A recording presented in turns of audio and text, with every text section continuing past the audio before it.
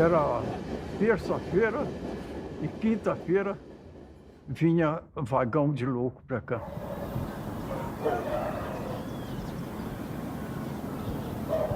Não tinha nada diferente. Só no vagão de louco escrito vagão para louco, né? Tinha assim nas tábuas lá de fora assim escrito. Quer dizer que aquilo ali não tinha, passageiro não podia ir lá, né? Eu trabalhei numa estação chamada Aureliano Mourão. Lá, coitado deles lá, chegava às 7 da manhã e saía às 7 da noite, nessa estação. Então os coitados sofriam. Tinha uns que choravam. Outros pegavam marmita de comida. Nós tínhamos um restaurante que fornecia boia para eles, para qualquer um lá. Às vezes comia era com a mão, outras vezes comia de um modo muito esquisito, igual porco ali, né? Poxa, assim, né? Eu já vi a polícia judiar com louco, essas coisas tudo assim, mas tinha policial também que era muito humano, muito humano. Eu vi policial, o dinheiro dele não dava para ele comprar pro louco, a boia dele ele deu pro louco, né? Ah, tem coitado que vinha para cá pro hospício aí, dava gosto você conversar com ele. Você conversava direitinho. Tinha outros que cantavam. Muita gente falava que tinha música, nem louco era. Diz que às vezes bebiam as coisas lá, faziam umas besteiras. A política ou algum enguiço empurrava ele como louco. As autoridades, né? Daqui é que ia pro hospício. Bom, o que eu pensava era o seguinte, eles iam sofrer, mas era um recurso. Eu acho que é uma missão muito difícil. Quem cuida de um louco. Tinha 5.000 pacientes quando eu entrei aqui, na época. Toda quarta-feira, chegava um ônibus entupido de paciente, vomitando, tendo diarreia, urinado, do Hospital Raul Soares. Porque a polícia militar, a polícia de rua lá de Belo Horizonte, eu não sei qual tipo de polícia, pegava todas as pessoas que estavam perambulando na rodoviária por lá e enfiava dentro do Raul Soares. Raul Soares tocava pra gente aqui, sem nome, sem nada. E aqui tem muito paciente que os hospitais mandavam, porque era fácil. O diretor era médico, todos tinham hospital com a fonte de renda excelente, né? Excelente mesmo, porque doido não tinha coisa melhor para dar dinheiro. E colocava, mandava quem estava dando trabalho para cá. Aqui era depósito, sempre foi depósito, sempre. A minha mãe, quando entrou aqui, ela veio através de político. A política de Barbacena, chegava perto do político, eu quero trabalhar no Colônia. Eles davam uma carta, entregavam para o diretor fazia uma análise e no outro dia estava trabalhando.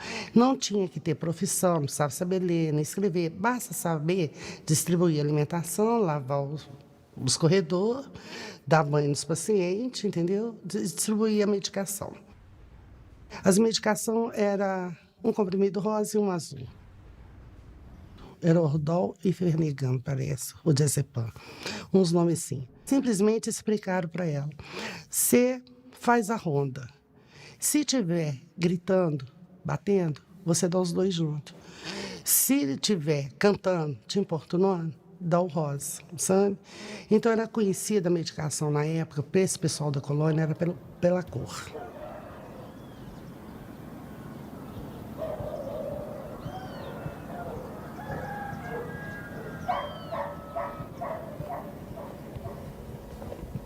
O final do século XIX em Barbacena é marcado por um mito que se cria na cidade, no Brasil como um todo, de que aqui havia um clima muito especial, clima serrano. Ele era o oposto daquele momento em que o Rio de Janeiro é tido como uma cidade insalubre, das grandes febres, das grandes epidemias.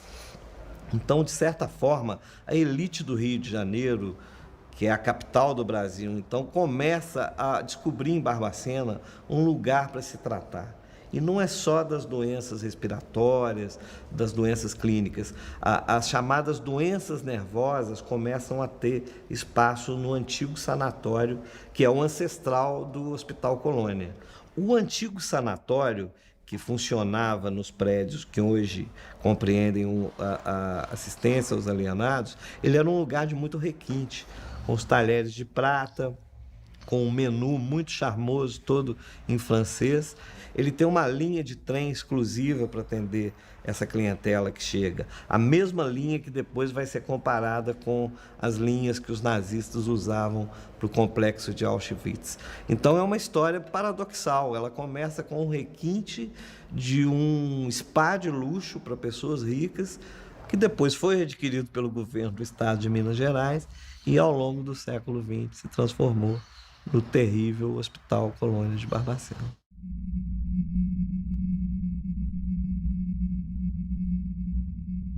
Quando eu tive acesso às fotos feitas dentro desse hospital em 1961 pelo Luiz Alfredo, eu fiquei tão impactada que eu não vi nenhuma daquelas fotos no hospital. Todas aquelas imagens me remetiam a um campo de concentração.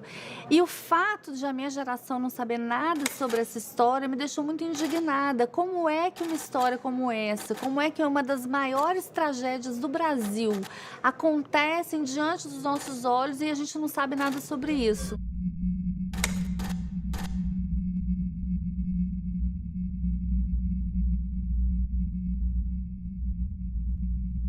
Eu descobri que o Brasil desconhecia uma das suas piores tragédias.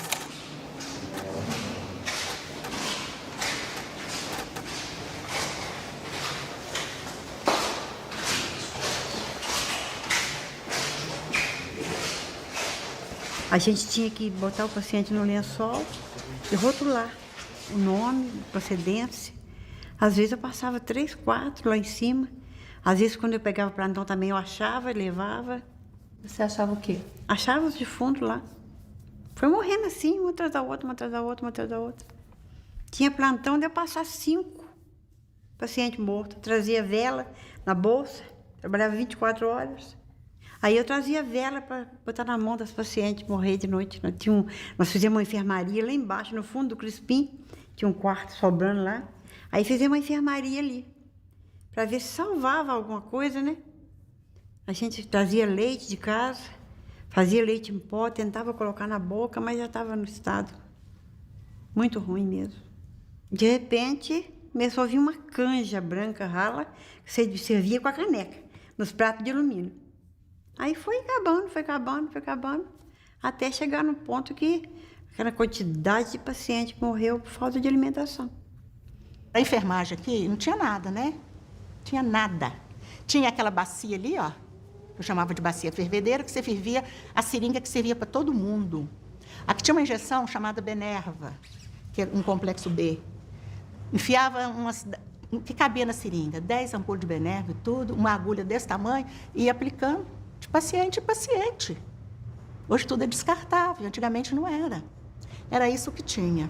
Lá embaixo do departamento B tinha um funcionário, que ele era guarda emprestado da Polícia Civil. E ele ficava com a arma, que ele achava que era a polícia aqui dentro. Então, muitas vezes ele puxou a arma para mim, ele puxava para o paciente, os remédios se punha tudo dentro de uma caixa de papelão, ele olhava para a cara do paciente, esse aqui que eu vou dar, esse aqui que eu vou dar, esse aqui que eu vou dar. Se o paciente não quisesse, ele ameaçava com a arma. Era um médico para 3 pavilhões. Eles chegavam na portaria do pavilhão, chamavam os funcionários e aplicava, a medicação para ser aplicada. Tinha pavilhão igual o Crispim, que era o horror dos horrores. 400 pacientes, homens, tinha uma grade fechando, tudo violento, sem medicação. E se você entrasse lá, eles pulavam em cima de todo mundo. E nessa época eu não via comprimido, não via não. Eles davam xarope aí, que o farmacêutico fazia, né? E o eletrochoque, que era muito usado. E aquelas muito agressivas, muito violentas, que não tinha resposta, que não tinha as medicações que tem hoje em dia, dava eletrochoque. Que eu, por sinal, fiz muito eletrochoque, bastante. Não tinha outra coisa. Muito paciente deprimido, recuperava, mas a gente não dava com anestesia na época. Mas eu fiz bastante. Era eu e o Dr. Zé Carlos. Fazia 1 ou 2 vezes por semana, mas os pacientes seguravam direitinho, acalmavam o paciente, dava carinho para eles. E eu punha no mínimo para dar o eletrochoque. Eu dei muito. E a gente punha assim na cama mais de 40 pacientes, sabe? Eu ficava com tristeza porque eles viam, um via o outro tendo as coisas, né? Mas a gente mandava eles fazer uma oração, conversava com eles e tudo. Eu costumava pôr de 5 em 5. O médico vinha, passava as voltagens. Aí era um aparelho quadrado assim, com dois negocinhos de pôr aqui na testa, aqui, na fonte, né? Aí você ligava o aparelho lá na parede, lá na eletricidade, aí ele já passava a voltagem, já do tanto que o médico mandou. Aí você tinha que ter uma vasilhinha com um pouquinho de água de sal, pra você passar, para o eletrochoque pegar. Então ele dava aquela crise forte, assim, sabe?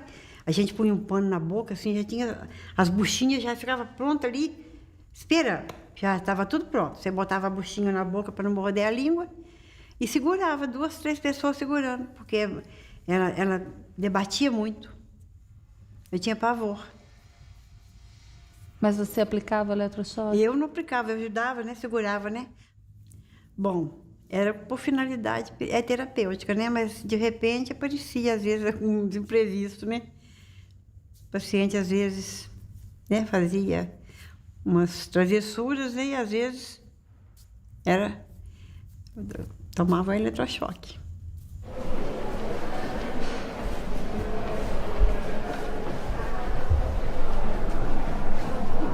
Eu tive vergonha de ser psiquiatra, foi quando eu vi as cenas que eu vi. Foi a vergonha de ser gente, foi de ser psiquiatra só.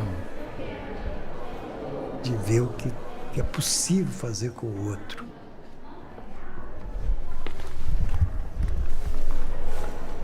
As impressões eram as piores possíveis, porque o cheiro, né? A pobreza, o som que não existia, a fala que não existia. Todos eram andarilhos. O problema de ser andarilho é uma coisa interessante, né? A pessoa ficar andando em volta de si mesma, né? Horas e horas.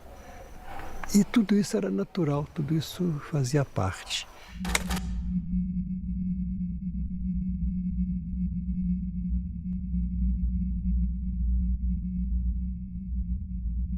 Uma das coisas mais impressionantes dessa história é a situação dos meninos de Oliveira, exatamente porque eles tinham, ao contrário dos pacientes do Hospital Colônia, eles tinham algum tipo de deficiência física ou mental.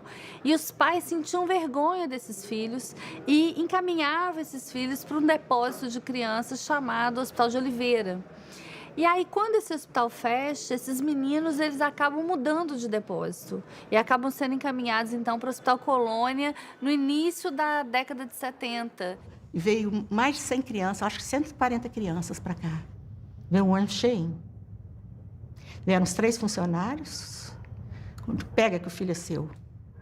Pacientes que a gente não conseguia pegar, precisava 2, 3 pessoas, todos com alguma deficiência física, nem falavam. Era isso que tinha aqui. Tinha um pavilhão de criança lá na FEMIG, eu ficava lá. A gente tomava injeção de impignar, o corpo da gente ficava todo torto assim, ó. Ficava todo torto. A gente fazia a força para descer o braço assim, não conseguia, doía muito. dava choque lá, a gente ficava no pátio lá pelado, ficava na cela pelado também, jogava água na cela, a gente ficava dentro da água na cela, ficava apanhando lá, aqueles enfermeiros, sabe? Batia na gente lá. Você é da onde? Bezonte, Passo Antifigênio, pai do tio. Pai Antônio Carlos não, Antônio Paulino, meu pai do tio. Me criou desde pequeno assim, ó. Eu fui lá em Bezonte e não vi ele mais. Mãe morreu. Quando eu era neném, ela morreu. Cheguei com 12. Toninho, você tá com quantos anos? Não sei mais não.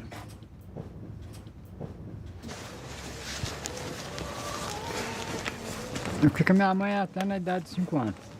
Ela teve problema de tuberculose, na época não tinha cura, a doença não era erradicada e ela morreu.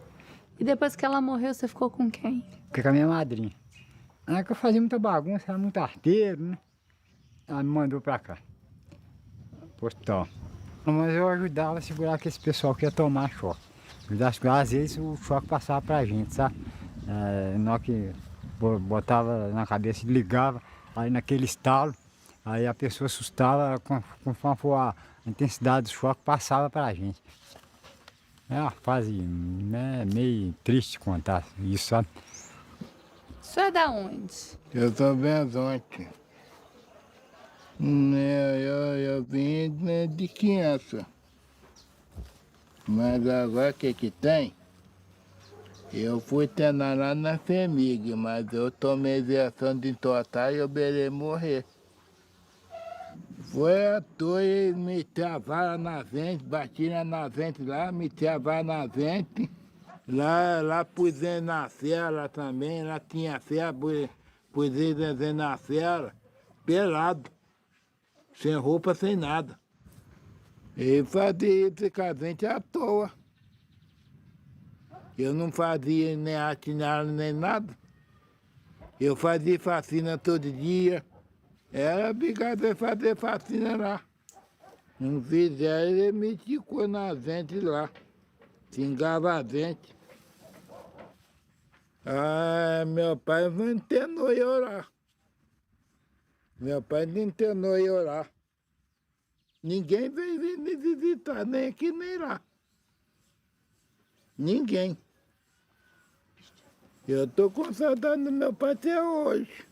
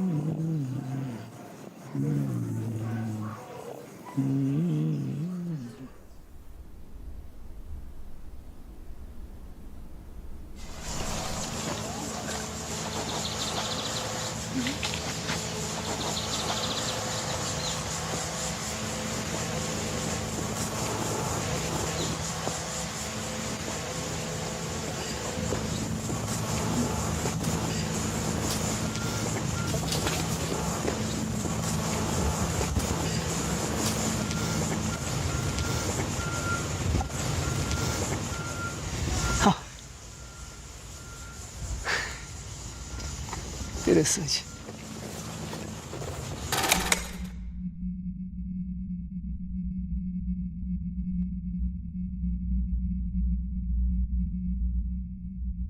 Eu estou sentindo que eu estou todo arrepiado. Talvez seja alguma coisa que não depende da opção consciente, né? Mas deveria ser alguma portaria. Eu não tenho memória mais. É 35 anos, né?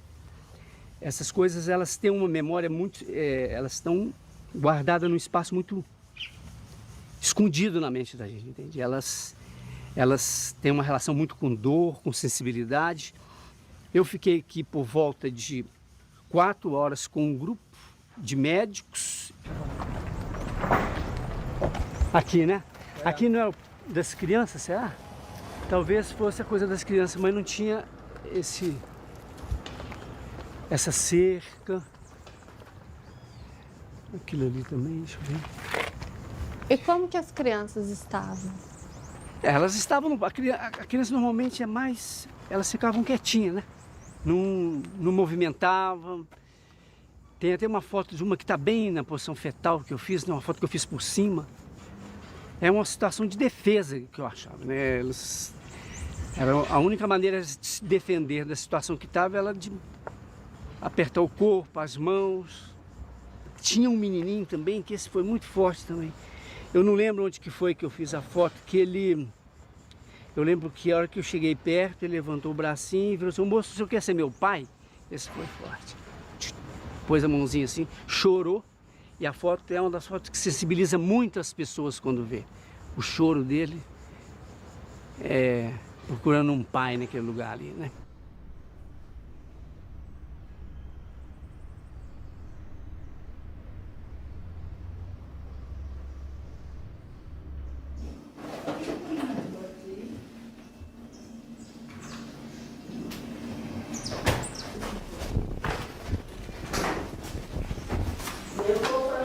Era criança. Minha família internou eu, criança, assim, na Oliveira. Eu dei alguma crise, assim, não tinha remédio para levar no médico, aí me internou. Injeção, tinha aquela injeção grossa, desse tamanho assim, dava aquela injeção grossa na gente, de pregnar, choque já vi os outros tomar, e paciente morrendo, tadinha, sim. E nós já passou fome também, isso já falo verdade, quem fala verdade merece castigo. Nós ia lá no mato para pegar capim de lixo, cheio de formiga, para botar num colchão. O colchão era assim, era um colchão assim, de pano. A mãe mandava fazer, remendar assim, e botar na cama para a gente dormir. Os bichos tudo mordendo a gente, a formiga mordendo a gente. Ninguém apareceu. Mas eu tinha saudade da minha família, eu já sonhei com a minha família, já sonhei com minha mãe, assim, que eu ia na rua assim, mãe, me dá um copo d'água. Aí ela falou assim, não, filha, entra dentro de casa, assim, não, mãe, quer só um copo d'água. Aí ela me dá um copo d'água. Tem vezes que eu fico triste no meu quarto, saudade. Não é o que eu vou fazer, não posso fazer nada. Não fiz nada com minha família, não fiz nada.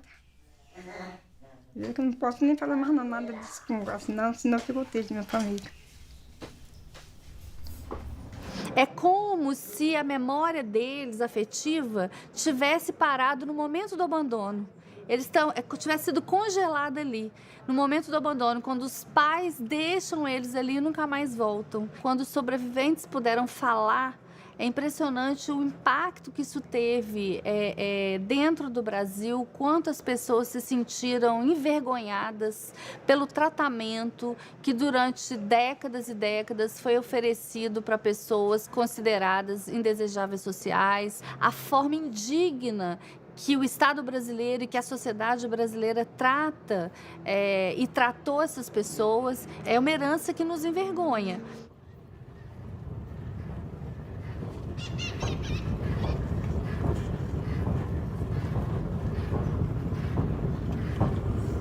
Nesse espaço aqui era um trajeto nosso de menino, né? Que nós atravessava entre meio as locomotivas e, como menino não tem nada na cabeça, vamos na FEMIG, vamos na assistência, chamava assistência na época. Vamos para assistência? Vamos passar para nós ver os doentes, vamos. Aí subia no muro, ficava olhando, mas era, né? Hoje, assim, dá até dó na alma, mas era muita gente mesmo. Era como se juntasse muitos frangos, né? Muitos frangos. Muitos pacientes. Tinha uns normal, tinha uns que era normal. Esses que ficavam dentro desse recipiente lá, nesse quadrado, esses não batia bem mesmo, isso não tinha sentido de nada. Mas tinha uns que era normal, rapaz. Tinha uns que era normal, conversava com a gente, assim, ó.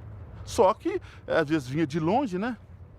Às vezes vinha de longe e a família punha aqui, largava, por aqui morria e aí ia. Era tudo aberto, né? Entrava e ia pro campo jogar bola. Então, era o nosso dia a dia, né? Na rua que minha mãe mora hoje, tinha um rapaz que ele era internado e tinha, às vezes morria alguns doentes. O que ele fazia? Ele punha tudo numa carrocinha de ferro e punha os doentes ali. Às vezes ele passava na rua da minha casa, então nós pedíamos para ver, abre aí para nós ver aqui os defuntos. Aí abria, nós víamos os defuntos, fechava, né? E ele subia com aqueles defuntos e tal. E tinha dia que nós corria atrás também da carrocinha e nós ia até no cemitério para ver ele jogar os defuntos. Fazia um buraco grande, jogava 5, 6, 7, pronto, acabou. Sem caixão, sem nada. Não tinha nós de caixão, não. Entendeu? Então, para nós era comum, né? É igual hoje, você vê carro na rua e ficar admirado. E hoje é um dos cemitérios que só que está desativado.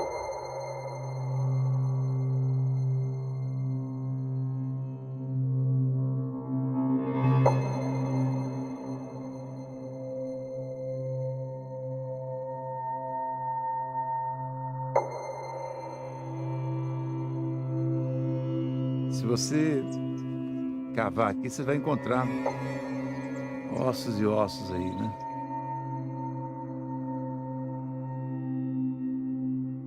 O cemitério era uma cultura de que as pessoas não poderiam ser sepultadas junto dos chamados normais, né? Os suicidas, assim como os negros e também os loucos tinham que ter um local para sepultamento. Pouco depois da criação do hospital, em 1903, já se fazia sepultamento no cemitério do Cascalho, depois cemitério da Paz, foi dado o nome. Esse cemitério ele é criado praticamente junto com a criação do hospital. E os corpos vinham num caixão improvisado e aqui julgava e levava o caixão de volta. Era enterrado, tanto se nós estamos aqui sobre ossos, entendeu? Ou seja, pelo volume de pessoas que foram sepultados aqui, que então a qualquer momento você vai encontrar ossos humanos aqui. Num hospital onde se tem relato que na época de frio chegava a morrer 60 pacientes, porque eles amontoavam, um protegendo o outro, um se protegendo e os de baixo morriam asfixiados. Chegou um ponto que o hospital teve que criar 2 enfermarias de intercorrência clínica, uma no departamento A e outra no departamento B, que eu apelidei, isso aqui é a Anticâmara da Morte.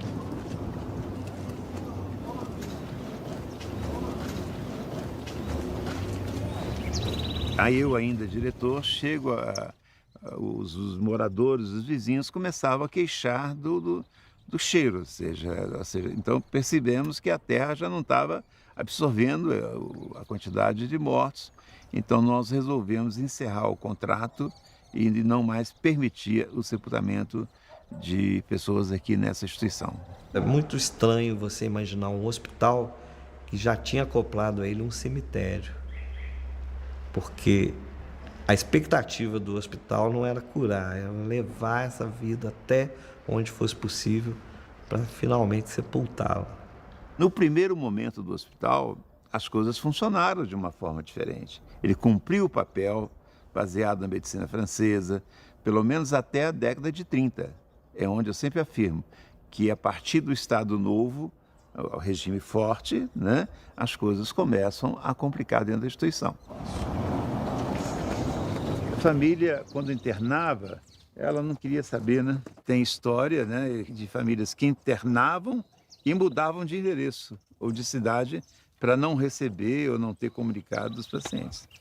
Então morria, você não tinha como, às vezes, comunicar com a família e quando comunicava, a família não tinha condições de vir buscar o corpo. Muitas vezes era cedido às faculdades.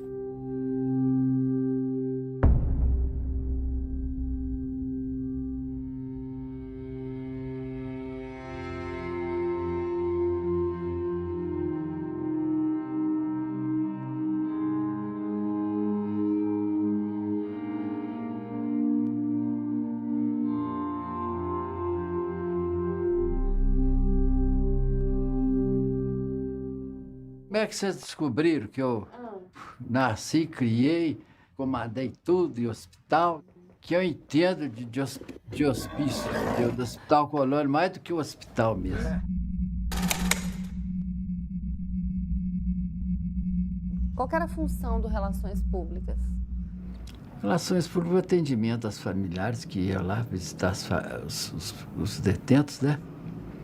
E eu tinha um relacionamento de coisa, a secretaria era aqui na ala feminina, né? Aqui embaixo era o hospital da ala de masculina. Então, as famílias me procuravam, eu indicava, chamava uma das enfermeiras, porque sabia de qual pavilhão que a pessoa da família estava internada, né? Essa era a minha função. Existia, assim, pessoas que interessavam de vir visitar as famílias. Mas em muitos casos, por exemplo, que as pessoas não internavam aí de coisa. Tanto é que falecia, comunicava o falecimento, eles não se manifestavam, como a procura para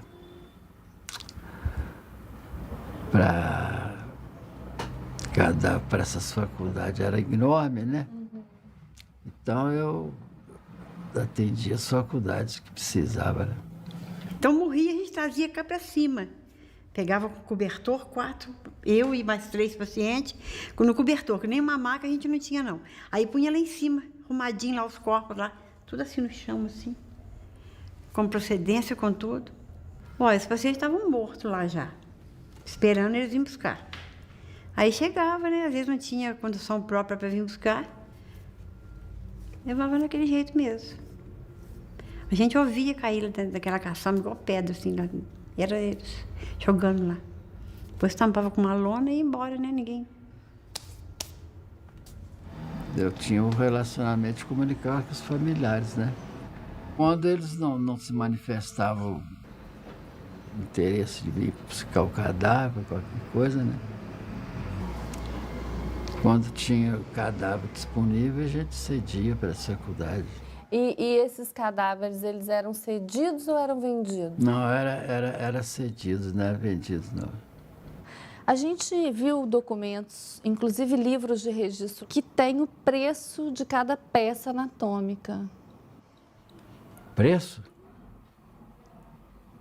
O senhor sabe alguma coisa sobre isso? Não, isso aí eu não sei, não. Como é que isso aí... Não estou ciente disso, não. Eu só recebia a ordem do diretor eu passava para o Clarindo, que é o preparador, e a minha secretária fazia nada de dinheiro.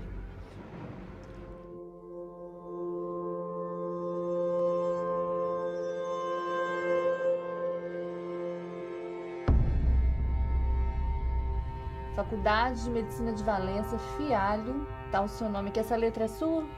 Essa aqui é. Essa é a letra do senhor? É.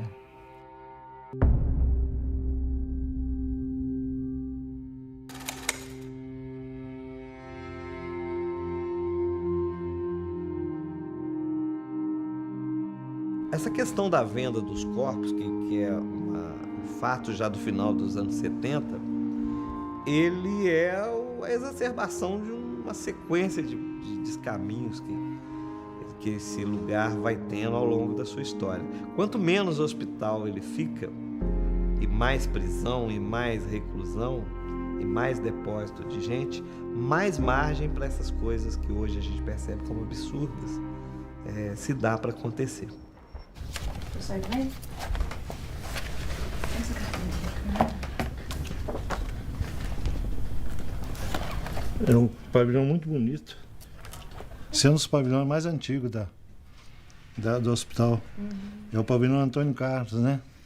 É um colonial de respeito, porque não é qualquer um que faz um pavilhão desse aqui. Muito perfeito. Esse aqui hoje é onde está funcionando a cozinha. Foi tirado o telhado e reformado para a cozinha. Estão montando a ferragem para encher o concreto. Um é o João Preto, paciente, tá vendo? Todos são pacientes, tá? Esse aqui da Possível com paciente. Esse é o paciente que tomava conta dos porcos lá na Possível. É um paciente que, inclusive, ele morava, tinha um quartinho dele, tinha um chuveiro dele. Você daria o cigarro e ele tá lá, tranquilo. Eu vivi muito dentro do hospital por ter contato com a minha família lá dentro, eu ia muito, né? Andava lá dentro, tinha regalia dentro do hospital. Então, estava lá, conversava com os pacientes. O estado dos pacientes, para mim, era normal. Porque os pacientes, eles não agrediam ninguém, eram os pacientes educados, conversavam. Eles precisavam de um afeto, né? Você conversar. Então, os pacientes do Hospital Colônia, na época, eles iam para a olaria fazer tijolo. Eu frequentava, inclusive, a olaria, porque meu pai era um chefe daquela parte. Eles tinham uns que até dormia à noite, né? Porque tem que refazer o fogo no forno, né? Que esse forno para queimar o tijolo. Então, eles é que olhavam os pacientes. Do tempo que eu vivia lá dentro, lá tinha 280, 300 pacientes. Era 2 funcionários que trabalhavam a noite inteira olhando eles. Quer dizer, não era uma coisa do outro mundo, não. O paciente pegava um cobertor e ia arrancar capim para fazer os colchões para eles dormir. Eles mesmos faziam o colchão deles, costuravam, davam os pontos. Entendeu?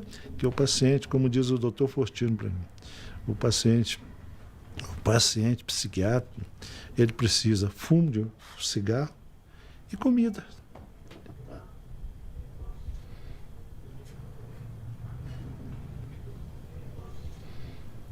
Incomodava ver eles assim? Incomodava porque eu entrava no pátio para tirar paciente para trabalhar. Mas de 69 para cá, tá? Eu entrava lá, porque eu já era o chefe de obra, então eu tirava, em troca de um maço de cigarro, e ele saía para trabalhar. Até agarrava na minha mão para sair, tá?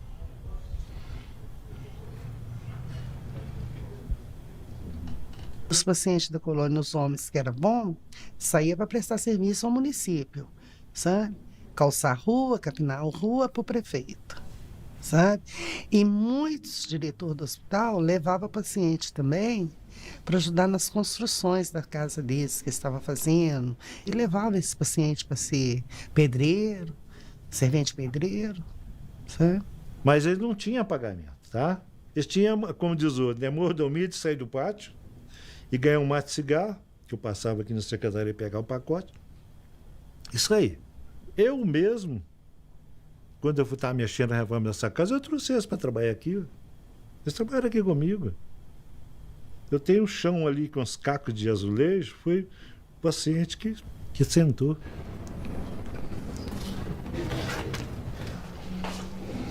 Tudo isso aí, a agilidade dele, é um paciente psiquiátrico, né?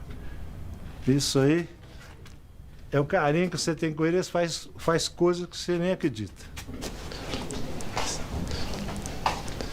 Teu paciente, minha filha, é igualzinho. Deus me perdoe falar isso. É um cachorro manso, muito bom. Ele atende igualzinho. Vem cá, faz isso pra mim. Sim. Não te cobra nada. Ah, dá R$1 aí, você pode chegar lá na colônia, não sei se vocês chegaram lá. O paciente fala, não, R$1. Agora hoje não é mais um, não, porque acho que não está tendo, é 2 que está pedindo. Tá R$2 aí. As pessoas internadas aqui, que trabalhavam para a prefeitura gratuitamente, e aqueles que saíam para o mato para ajudar funcionários, ficavam outras pessoas, porque eles não ficavam andando no parque o dia inteiro. Por invés de contratar pessoas, usava os coitados para fazer esse trabalho. Não eram remunerados. Também é crime. Eu não sei até que ponto você vai poder falar que ele está explorando.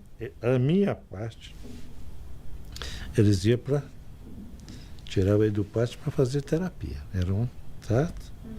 Eles iam, eles fizeram o pavilhão deles, que está lá, até, e eles vibravam. Ele saía passear. E eu acho que o próprio funcionário que tirava, ele não pode pagar, porque ele está no trabalho dele.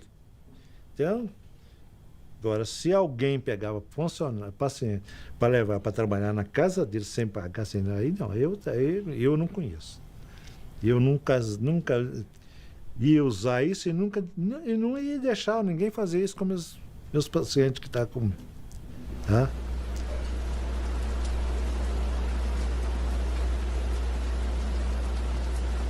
Cada pavilhão tinha uma irmã que cuidava. Que era assim, elas punham as pacientes para fora 4 horas da manhã, para limpar a casa. O negócio era manter a casa limpa. Aí as pacientes iam para o pátio, naquela friagem toda, sabe?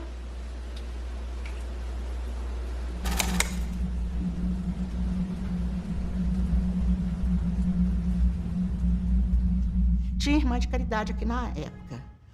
Uma ou outra ajudava a gente. Eram boas tudo. Outros atrapalhavam a gente.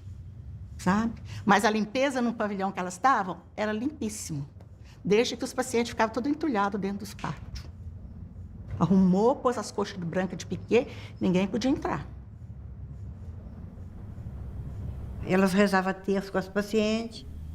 Elas tinham essa função de ir lá, rezar, orientar, entendeu? Se a gente precisasse de alguma coisa, elas é que tinham que vir fazer licitação para vir buscar no almoxarifado. E ficava ali. Um certo tempo de manhã. De tarde você já não via mais elas. Elas exploravam muitas pacientes para fazer crochê, trabalho manual.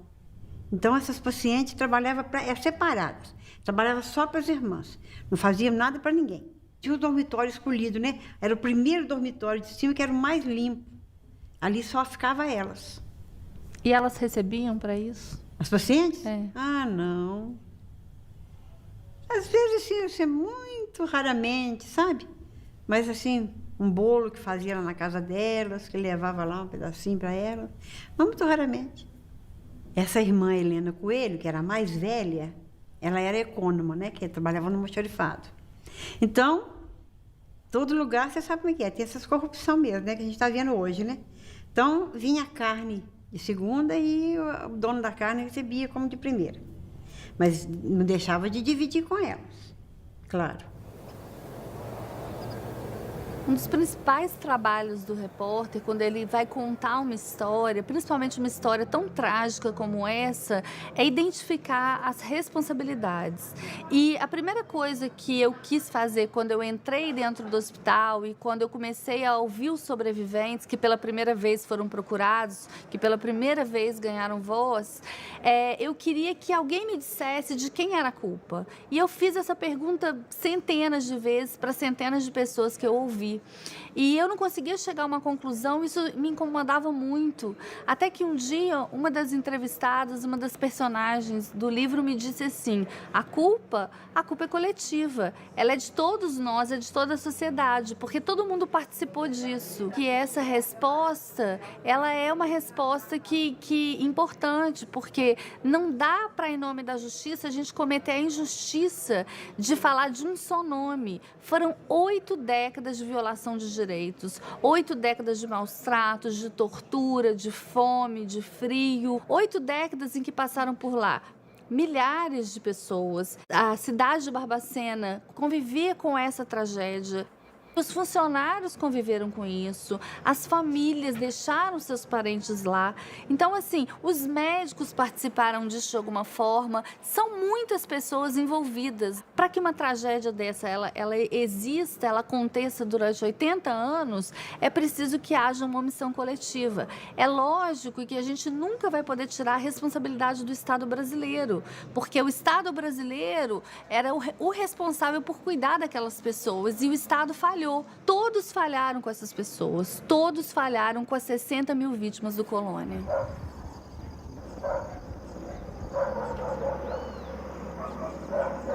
Minha lembrança da minha infância foi na FEBEM. Aí de lá eu fui para o patronato, que é a zona rural de Barbacena. Lá eram freiras. E lá no patronato que eu passei a minha infância. Lá eu tinha um amigo, Chiquinho. O pai dele, todo domingo, no ônibus de 11h30, chegava lá para visitar o Chiquinho. O pai dele era lavrador. Então, se eu vejo o pai dele chegando todo domingo e meu pai e minha mãe não chegar, por que eu sou diferente dele? Porque ele mexia muito comigo.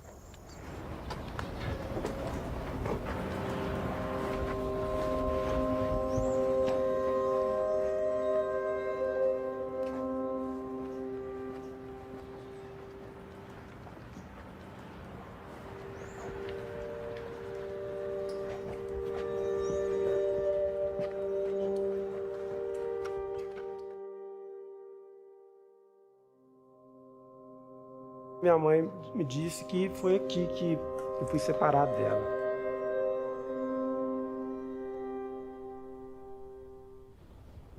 Assim que eu ganhei o João Bosco foi pro berçário e eu vim também pro berçário.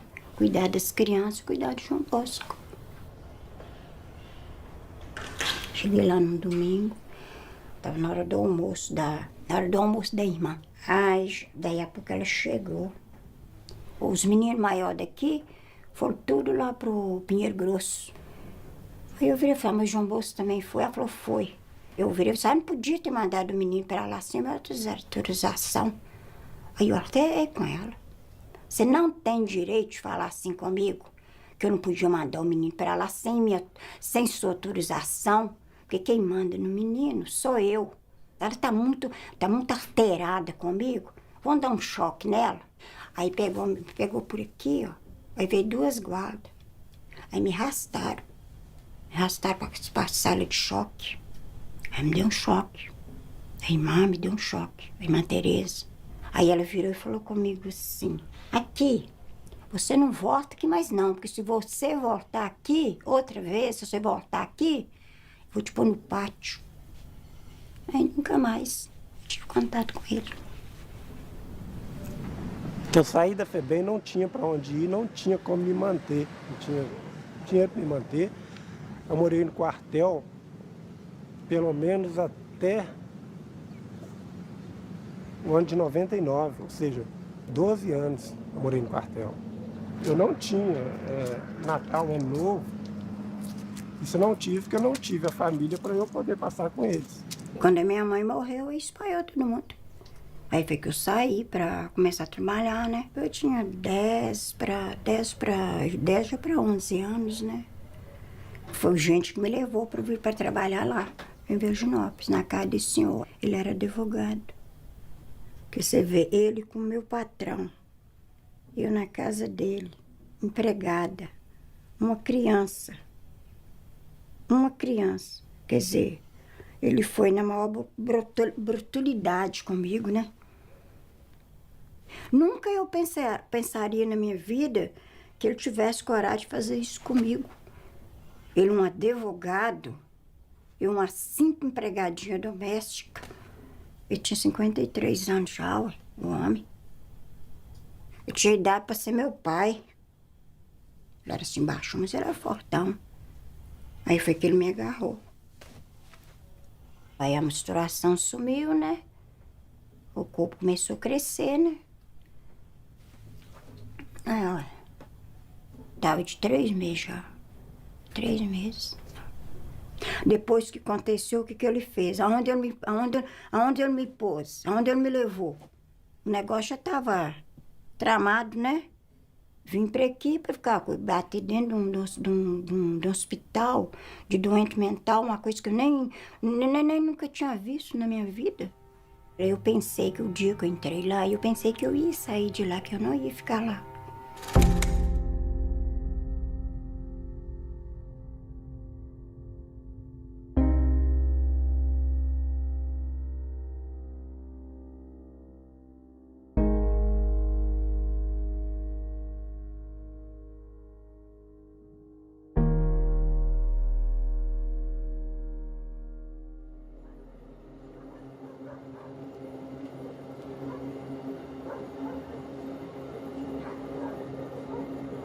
Fiquei mais crítica quando eu descobri a minha história e procurei a FEMIG, né, atrás de explicações, a forma que eu fui recebida.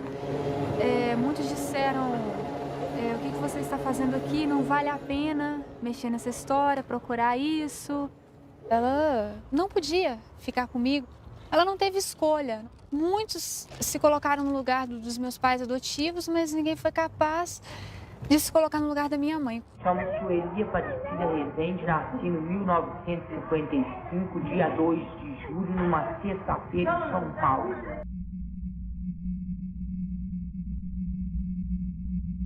Elas saíam, né? Era muito paciente, ninguém dava conta de olhar, né? Aí tinha paciente que engravidava, quando não chegava outros de fora grávida, né?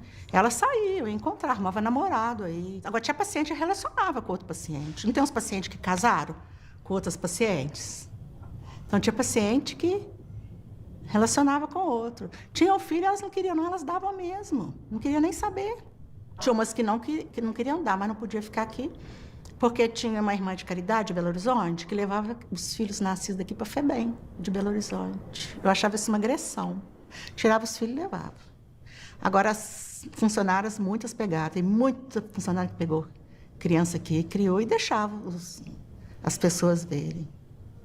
A Sueli era o terror de todo mundo, né? Muito difícil, agredia todo mundo. Ela passou por vários lugares. O último lugar que ela ficou foi lá nos modos residenciais, que lá era de paciente tranquilo e tudo. E ela adaptou melhor lá. Mas teve uma filha, né, que foi pega por uma funcionária aqui. E nesse inteirinho teve muitos problemas. Entre a mãe que adotou, entre a Sueli, entre essa menina que nasceu. Eu lembro, assim, que foi a mais problemática. Ela sofreu que queria a filha dela, né? E a moça que pegou, ela não trazia, não levava a Sueli, porque não tinha condição. Não trazia muito aqui, não. Diferente de mim e de outras pessoas, né? Eu descobri, por acaso, uma contradição da minha mãe, né? Começou por aí, que eu questionando sobre a gravidez, como que eu tinha nascido, ela disse que foi parto normal. E eu lembrei que anos atrás ela havia falado que era uma cesárea. Que mãe que se engana sobre isso?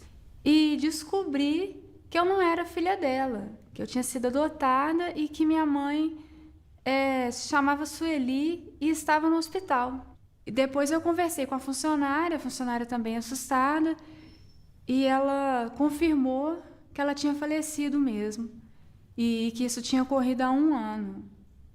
Estamos todas de azulão, lavando o pátio de pé no chão. Lá vem a boia do pessoal, arroz cru e feijão sem sal. E mais atrás vem o macarrão, parece cola de colar balão. E mais atrás vem a sobremesa, banana podre em cima da mesa.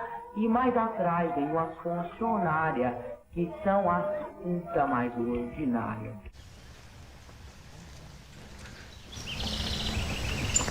Eu nunca imaginava que um dia entrar nesse local aqui me traz recordações tristes. Aqui onde esteve minha mãe.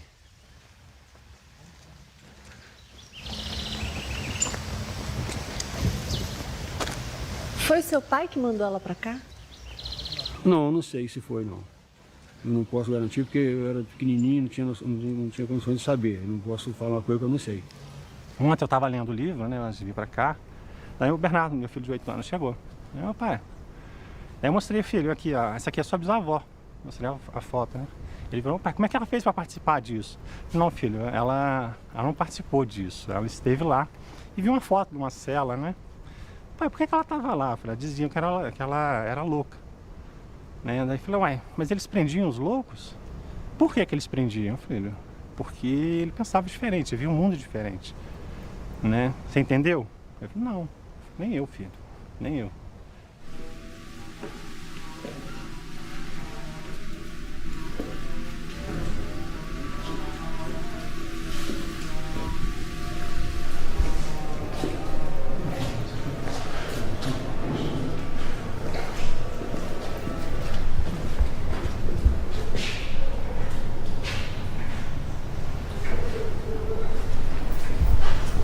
Aqui era o quê? Outro dormitório. Mas aqui só os indigentes, né? Sim. Aqui é... Mas quem não era, né? Talvez eu tinha 9, 57, 58. O nome dela tá aí, porque ela deve ter vindo daqui com muita gente. Vê a data aí, a gente consegue localizar. 57, 58? É. A quem servia esse sistema, né? Matrícula de loucos e indigentes.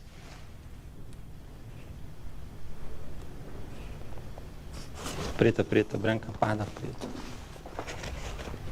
Não dá pra achar, não. Tem que ser com mais calma. É muita gente, né?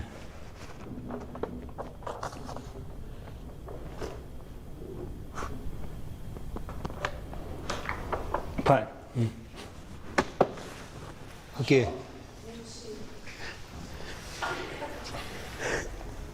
Não, minha mãe. Entrou em julho de 56. Casada, tá vendo? Tá vendo? É casada. E meu pai dela com indigente, tá vendo?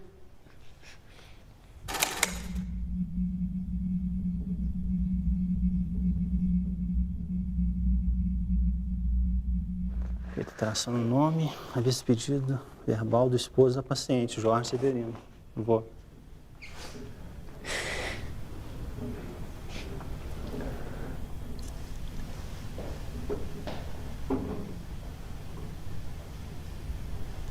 Onde é que fica aqui? O que o cara fez aqui?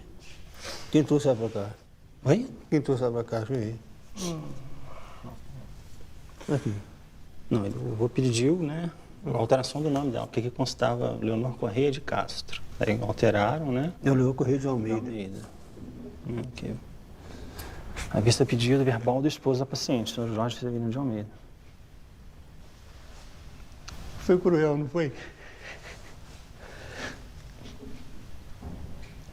Escondeu-se de mim.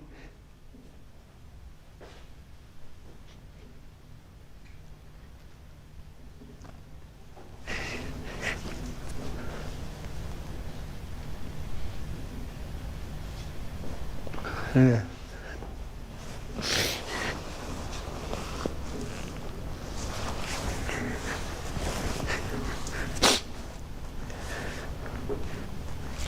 Eu não sabia que tinha mãe, tá vendo? Escondeu-se de mim. É. Eu dormi na rua, não sabia que tinha mãe. Com 9 anos.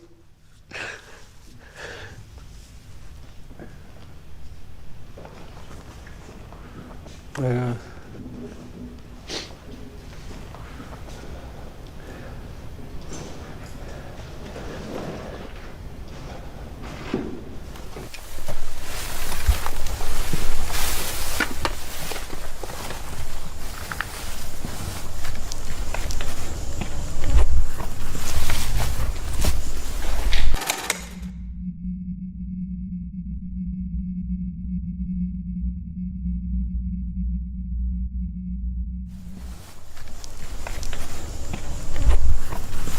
Em 1961,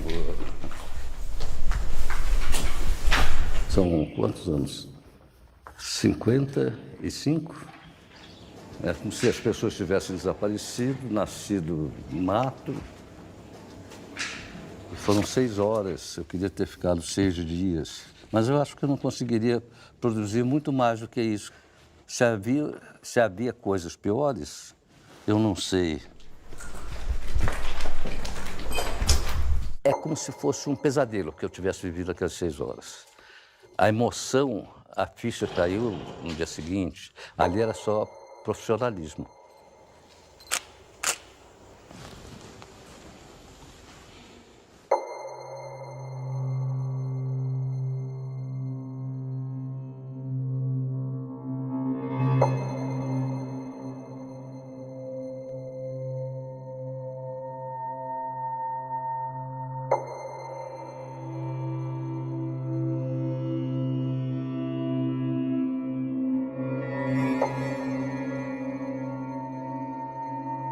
Estamos num local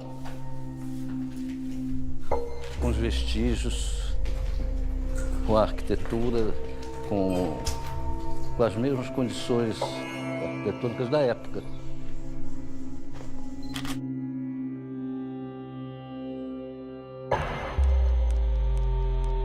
Aqui, ó.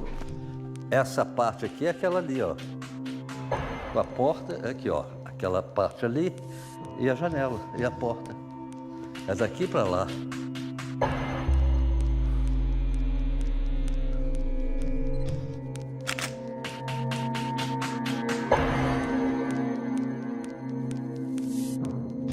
Realmente fizemos uma foto ainda no local quase que intacto. Só esse envelhecimento faz parte da história, né?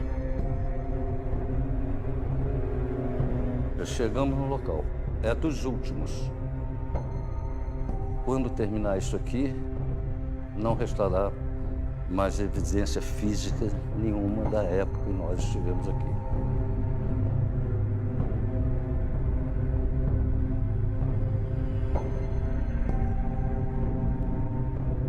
De tudo que eu vi em 20 anos de profissão, nada se compara a isso.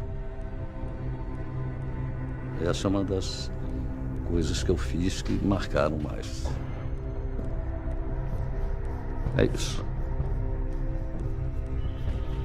Mais nada para falar.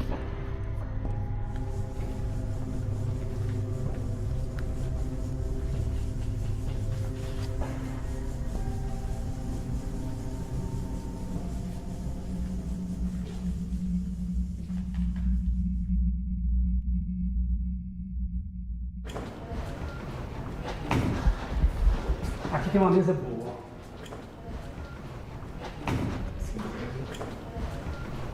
Aqui, ó. Da série esse aqui, ó. O significado é muito diferente, tá vendo? Eu entrei porque era uma grade. A condição dele dizem que era de violência, no entanto, aqui também, essa aqui é forma, entendeu? O pavilhão das mulheres, elas abertas, elas vinham para a porta. É o discurso básico. A maioria delas não tinham distúrbios, vamos dizer, neurológicos, alguma podia ter alguma coisa que a fisionomia mostra, mas essa senhora, essa aqui, e olha o tanto que está lá no fundo.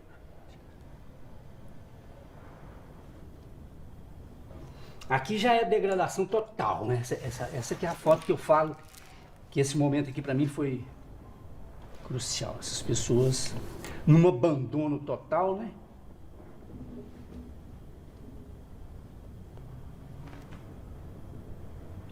Essa aqui foi muito forte. Presta atenção naquilo que eu falei das mãos e dos pés. A perda da mobilidade, do contato com o chão ou com o outro, que a mão perde a mobilidade, o pé vira um negócio. Aqui, olha. Olha para você ver. As mãos têm que ser recolhidas porque não tem com o que fazer o contato, né? Aqui a do afeto, da troca de carinho, as mãozinhas delas aqui.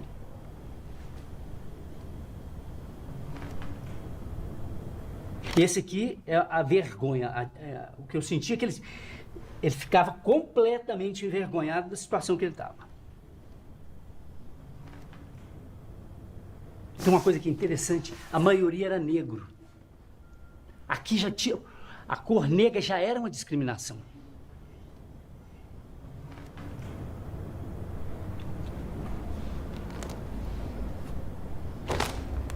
Aqui, olha. A pessoa que eu falo que perdeu tudo. Isso aqui é sol, abandono, apodreceu. É como se ela tivesse me cobrando, faz alguma coisa, mas o que se podia fazer? E olha isso aqui também, ó. Ao rosto de pavor do menino aqui. Olhando para lugar nenhum. Você pode imaginar você no lugar, né? Como filho, como criança, sem uma resposta. A boneca está aqui, mas a boneca está algemada.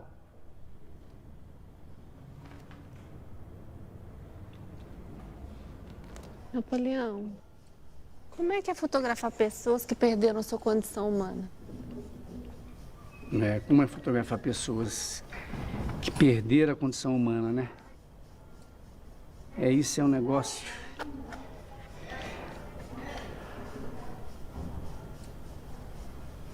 Como que é fotografar? Tem umas perguntas que são feitas, que para mim nos chama de koan. São perguntas para exatamente quebrar a sua lógica cartesiana para entender. A resposta dessa pergunta é a não pergunta. Você tem que chegar nisso, entende? Como que é isso? A resposta, ela não pode ser lógica. Então, como é que é fotografar um ser humano sem condição humana? Você tem que conviver com isso para ter essa experiência, entendeu? Que muitas vezes a resposta a um negócio desse é quase que um silêncio de respeito para essas pessoas que não tiveram um retorno para a vida, né? Essa desumanização que foi institucionalizada naquela época, né? esse número de 60 mil pessoas que tiveram a morte antecipada numa instituição e por uma ciência que se propõe a fazer elas ficarem vivas, né? Propõe elas melhorarem. Isso é uma coisa muito séria, né? Eu não sei a âmbito da condição do ser humano que isso pode significar. Isso é a palavra que você falou é uma tragédia. Alguma coisa que era para fazê-las estarem numa situação melhor destruiu essas pessoas, né?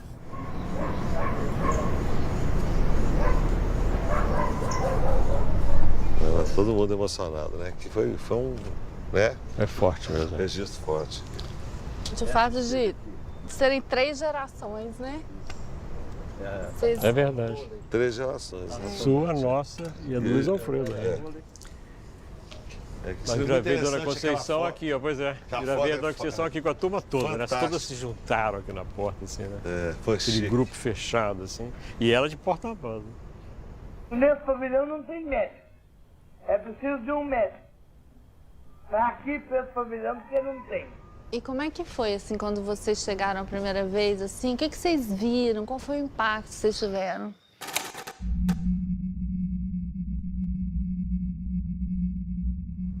Eu tinha visto umas fotos, eu não conhecia o Cruzeiro, as fotos do Luiz Alfredo eu não conhecia. Eu era muito garoto na época e não tinha visto as fotos dele. Na escola de psicologia eu vi umas fotos que o cara tinha feito clandestinamente também. Tipo, assim, fotos roubadas, cenas roubadas, assim, né? Eu vendo as fotos do Luiz Alfredo, em que você vê que as pessoas se colocam para a câmera, inclusive uns grupos de homens que se colocam, assim, numa posição ereta. Eu acho que aquelas não eram poses, não era uma colocação, aquilo surgia, aquilo foi um bailado, foi uma coisa, e eles me olhavam e não me viam. É isso que eu sentia, todos os olhares se dirigiam a um certo ponto, mas eram vazios.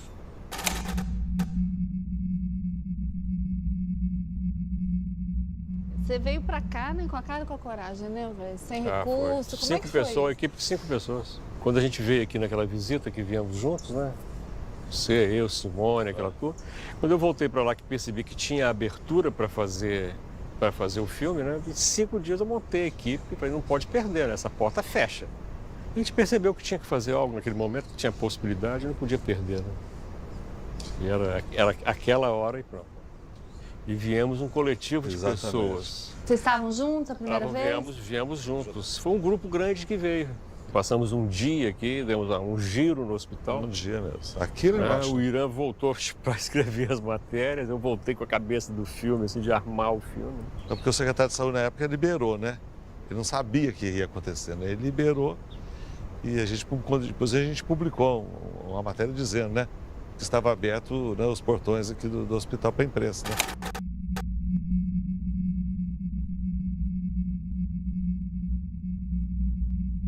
Nada se aproximava do que a gente viu aqui ao vivo, os pátios, a quantidade de pessoas, os pátios cheios, sabe? O pavilhão das mulheres, dos homens, das crônicas. Se tem uma coisa que para mim ficou guardado para sempre, quer dizer, e não está no filme porque o filme não tem, é cheiro. Quer dizer, um cheiro permanente aqui que eu acho que é dor, é sofrimento. Acho que o sofrimento tem um cheiro. Então esses cheiros, quando eu vejo o filme, assim, às vezes o que mais me lembra é o cheiro.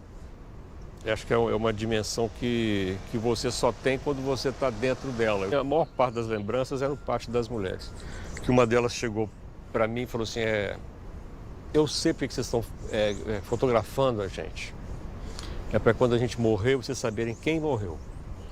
E a vontade delas de aparecer e tudo era muito grande. Então você percebia assim que era uma forma de dizer, olha, eu estou aqui, estou viva, eu estou aqui, eu existo, e pôr a cara.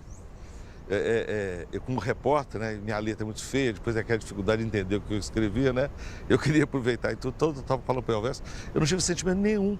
Eu estava ali um profissional, um repórter, eu tinha que anotar tudo, até o sentimento, né, se era cheiro, se aquilo, eu tinha que anotar cheiro, tristeza, eu anotava o nome, porque eu não tinha sentimento nenhum, eu estava em operação, trabalhando tecnicamente. Eu senti mesmo drama quando eu vi o filme, Em Nome da Razão, né? Nós, né, foi tudo junto, quando eu vi ao vivo ali, aquilo, aí que viemos acumulado, nossa, entrei em pânico.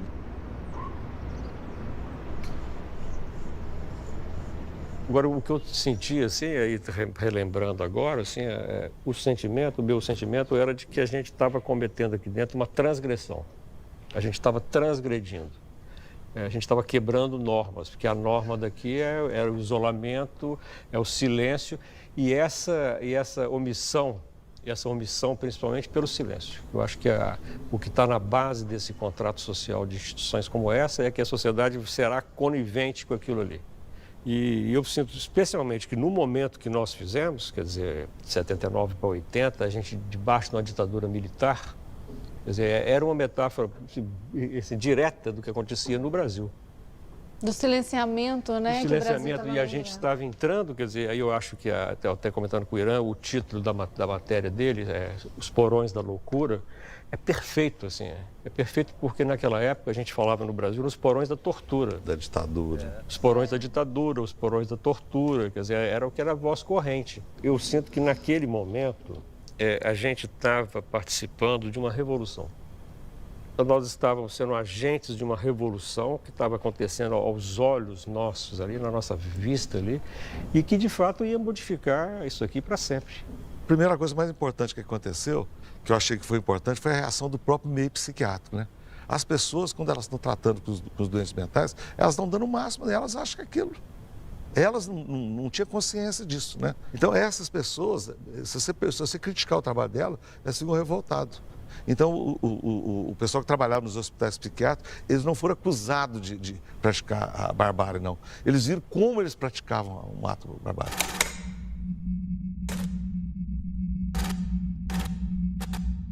Eles se identificaram, né? Então, o que aconteceu? No primeiro momento, eles ficaram revoltados. Eu recebi muita crítica, metendo pau no meu trabalho, metendo pau não sei o quê. E depois eles viram o tamanho da atrocidade que eles estavam envolvidos. Isso que fez o que aconteceu, a revolta psiquiátrica, que partiu deles mesmos, e eles ficaram revoltados. Eu acho que a gente ajudou a proporcionar esse cenário. Eu estou me sentindo aliviado de não ver ninguém aqui, né? Essa ausência deles aqui, essa é a mudança, né?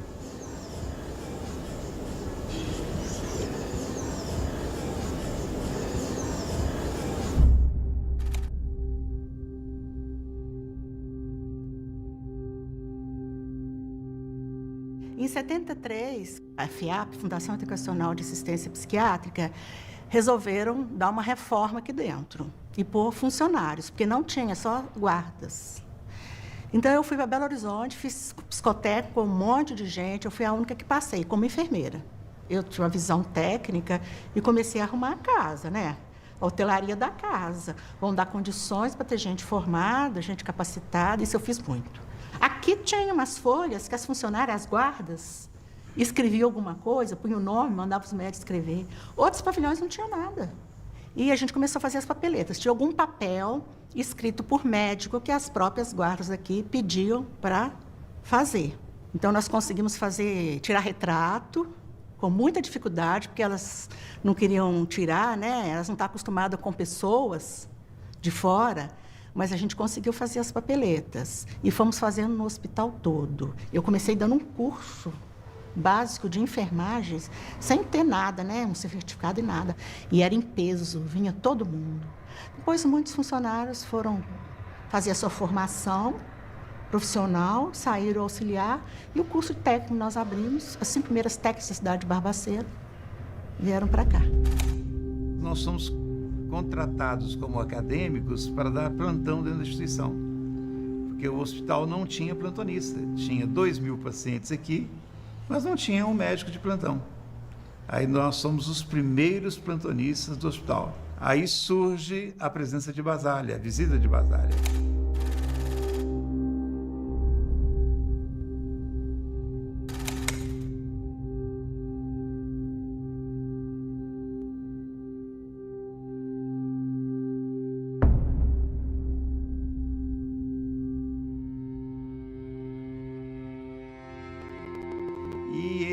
Conhece as instituições psiquiátricas, onde ele chama isso aqui de um campo de concentração. Ele vem, faz a crítica e Basálea passa a ser um símbolo, passa a ser uma bandeira da nossa luta por mudanças do modelo assistencial.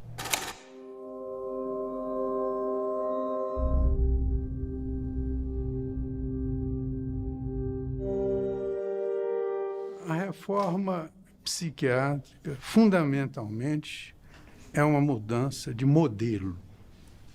Há um modelo que é centralizado no grande hospital psiquiátrico. O modelo hospitalar leva o paciente até o serviço. No caso da rede é o contrário. O serviço é que vai até o paciente, é algo como uma malha de serviços que se espalha pelo estado todo. A gente começou a fazer a ressocialização desses pacientes nos módulos residenciais, foi 120 pacientes. Ali a gente ensinou a usar desodorante, fazer unha, sabe, colocar batom. Quem viu se viu pela primeira vez, chorava, gritava, batia a palma, sabe? Ficou toda feliz de ver no espelho. Aí a gente levava, é você que está aqui. A outra, não é outra, não, é você mesmo, sabe? A gente ia mostrando, depois aprenderam a comer com colher, com garfo. Foi naquele modo lá que saí depois para as casinhas.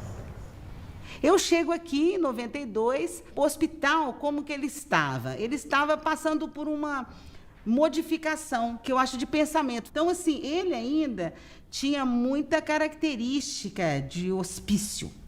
A grande dificuldade, que aí eu posso falar um pouco do que eu venho nesses anos todos trabalhando, é a questão, nesses espaços, a gente conseguir trabalhar com o sujeito.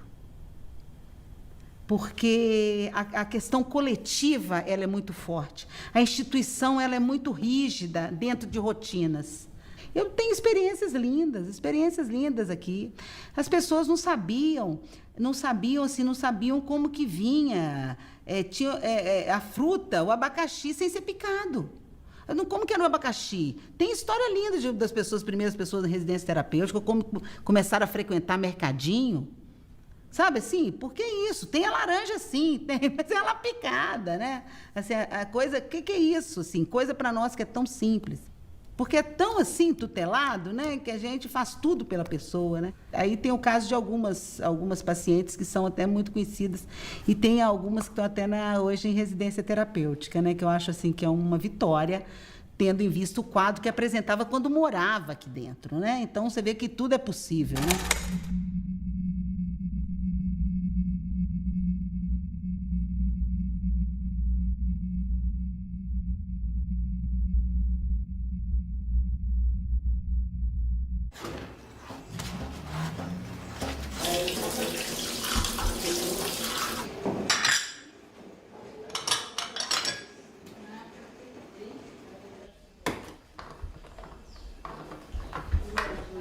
Eu já viajei um dia de avião.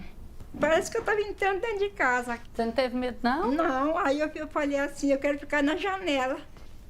Aí eu fiquei na janela para ver o movimento. Ele fazia... Buh.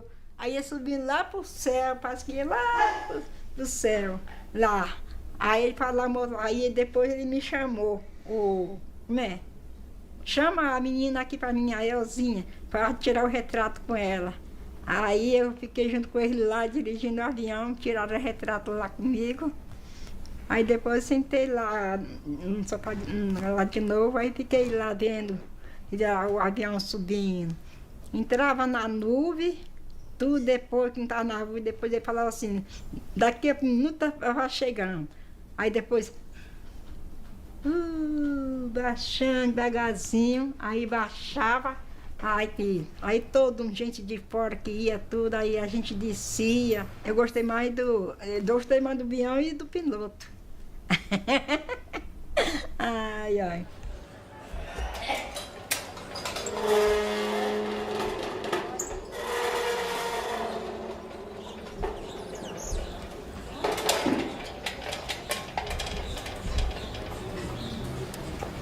O senhor representa hoje uma instituição que tem essa herança. O senhor acha que nós podemos falar em culpa do Estado ou em dívida histórica que o Estado tem com essas pessoas? Com os remanescentes, certamente, né? O Estado, na medida que, mesmo que, e é bom que seja feito esse registro, o Estado ele agiu, né, em consonância, em sintonia, com os conceitos, com a instituição da psiquiatria, com a medicina, com o sanitarismo. Não agiu contra os preceitos sanitários, contra o ordenamento da instituição médica, nem do judiciário da época. Então, ele foi um instrumento, digamos, passivo. Então, é do Estado, mas é de nós todos. Eu acho que esse reparo tem que fazer. Tem que avançar, até porque a política do Estado é desinstitucionalização. Né? Já tem muitos anos que a gente está trabalhando nessa lógica, né? Conseguimos fechar vários hospícios nesse país, mas que não tem recuado na política de saúde mental. Na política nacional de saúde mental, a gente não tem visto recuo, assim. Ninguém fala em abrir leito, né? A integração, a escola inclusiva, o tratamento ambulatorial, o apoio familiar, o foco deve ser esse. Né? E isso alcança tudo, alcança a educação, alcança a assistência social e alcança a medicina. Mudou muito nesse sentido, que hoje realmente as pessoas têm um tratamento com dignidade. A vida hoje é digna aqui. Eu costumo dizer que se nós ainda tivéssemos a mesma realidade, nós estaríamos hoje com milhares e milhares e milhares, porque ainda permanece a tensão na sociedade. Eu posso me ver livre dessa pessoa, aquela comunidade pode expulsar aquela pessoa do seu convívio, aquela família pode se desincumbir, aquela pessoa, ela de alguma maneira incomoda, eu mando para Barbacena. Quer dizer, isso, eu acho que essa é a raiz, né? É a noção, é a ideia de que é possível uma instituição que segrega as pessoas. A sociedade ainda tem muito de higienista. E o discurso da periculosidade, ele dá suporte a esse higienismo. Né? Eles usam a agressividade para cometer violência. Nós enfrentamos hoje um problema grave, que é a da judicialização e das internações por ordens judiciais, sobretudo, e na sua imensa maioria, para pacientes usuários de drogas, os dependentes químicos. Quer dizer, por essa via, você pode ressuscitar, não uma situação como essa, mas no fundo, uma certa destituição da humanidade de alguns pacientes. A gente tem que estar sempre lutando para que essas coisas não se reproduzam, não nesta intensidade. Não nessa intensidade, porque isso aqui realmente eu acho que nós avançamos. Acho que a sociedade não tolerará jamais milhares de pessoas nessa condição. A vigilância, ela tem que ser permanente.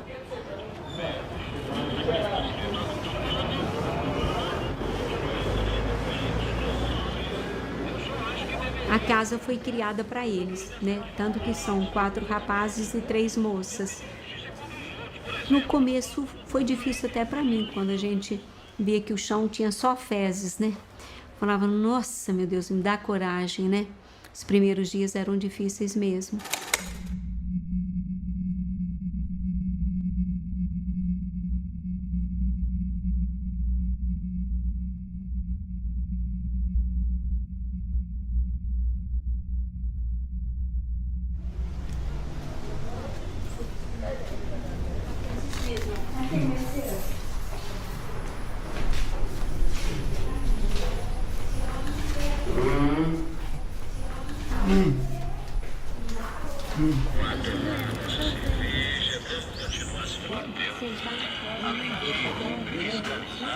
Dá para entender essa linguagem que não é uma linguagem verbal, mas que você vê no corpo, né?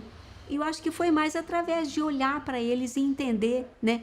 Por exemplo, às vezes o Albino estava numa posição e eu falava, não, o Albino está se sentindo incomodado nisso aqui, vamos trocar, vamos deixar, né? Porque não tem rigidez. Eu falo, olha, gente, vocês vão me desculpar, mas quem trabalha aqui não tem rigidez de nada, não. Por exemplo, quer andar, anda, quer levantar, levanta.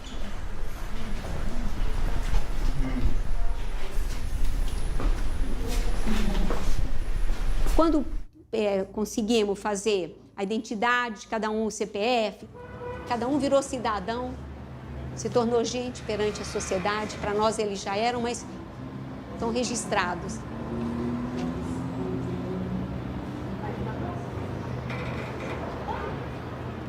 E o Silvio é aquele menino lourinho que tinha uma opção de moscas, né, em cima dele. Quando ele estava daquele jeito, passa alguém e fala: essa menina tem mais que morrer. Essa menina aqui é esse menino que é um galã de cinema, porque ele era louro, o cabelo era mais bonito. Hoje eu envelheci, mas eles também. Então o cabelo era todo lourinho. Eu falei: esse é um menino que é um galã de cinema. Aí ele estava lindo mesmo, aí todo mundo ficou impressionado.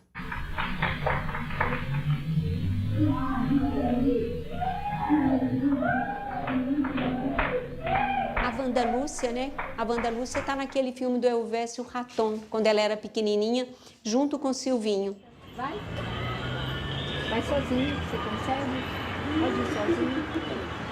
Eu acho que, na medida que incomoda, você mostra que existe uma outra possibilidade, que as pessoas conseguiram também sobreviver àquele terror, né? Conseguiram.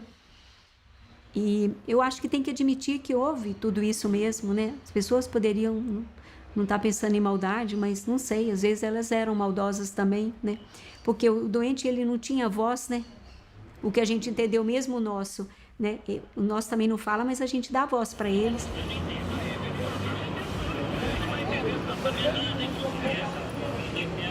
Achei bonito, né? Porque eu nunca imaginava que uma irmã de caridade ia ter 7 filhos e bem deficientes, né?